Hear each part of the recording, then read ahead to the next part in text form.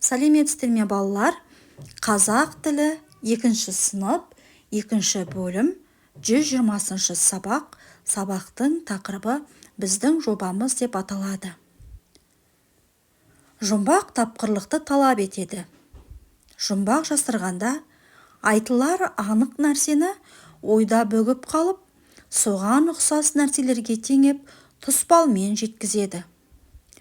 Жұмбақтарда нәрсенің сан және сапа көрсеткіштері мен ерекшеліктері жан-жақты сипатталады. Мысалы, пияз туралы жұмбақты алайық. Бірінші, аласа ғана бойы бар, 9 қабат тоны бар. Екінші, қалың киімді ұнатады, шешіндірсең жылатады. Бірінші жұмбақта пияздың сыртқы көрінісі сипатталса, екіншісінде сапалық көрсеткіші жайында айтылады. Олар қандай деген сұраққа жауап беріп, сын есім болады. Бірінші жаттығу: суреттегі заттар туралы өзің жұмбақ құрастырып көр. Балалар төменде кітаптың, қиярдың, доптың және де қарбыздың суреті берілген. Енді осы заттарға жұмбақ құрастырып көрейік. Кішкене 4 бұрышты сандық дерсің, ішінен асыл маржан жауһар тердің. Бұл жауабы кітап.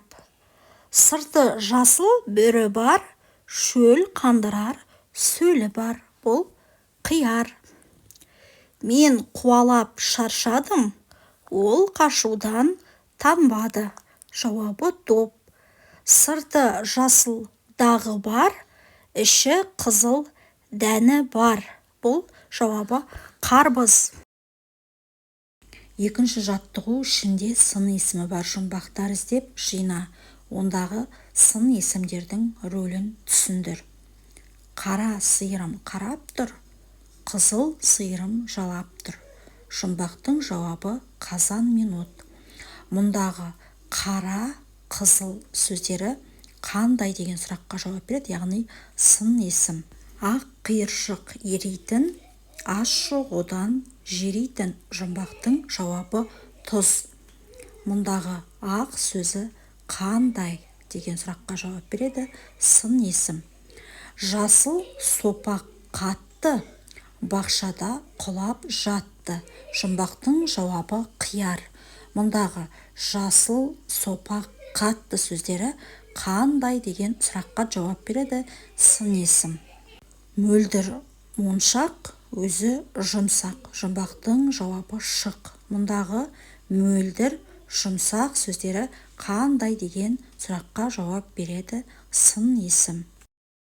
Үшінші жаттығу: суреттегілерді сипаттап айт. Балалар, бұл жерде кірпінің және де қоянның суреті бейнеленген. Кірпі кішкентай денелі, өткір тікенекті, домалақ денелі, аяқтары мен құлақтары өте кішкентай, түсі қоңыр түсті болып келеді. Ал қоян ақ немесе сұр түсті, жүні бар, құлағы қалқиған, ұзын құлақты, алдыңғы аяғы қысқа, артқы аяқтары ұзын, жылдам жүгіретін, өзі қорқақ аң. Төртінші жаттығу: тор көздерге Назым қандай оқушы екенін анықтайтын сөздер тауып жаз. Сондай оқушы туралы әңгімеле. Назым ажарлы, ақылды, әдепті, ұқыпты, шыншыл оқушы.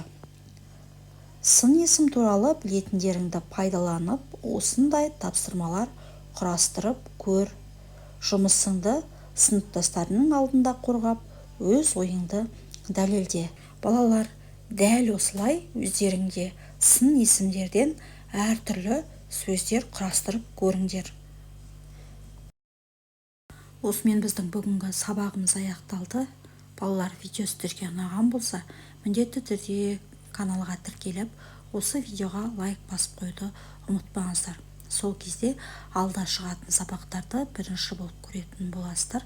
Назарларыңызға рахмет. келесі сабақта кездескенше сау болыңыздар.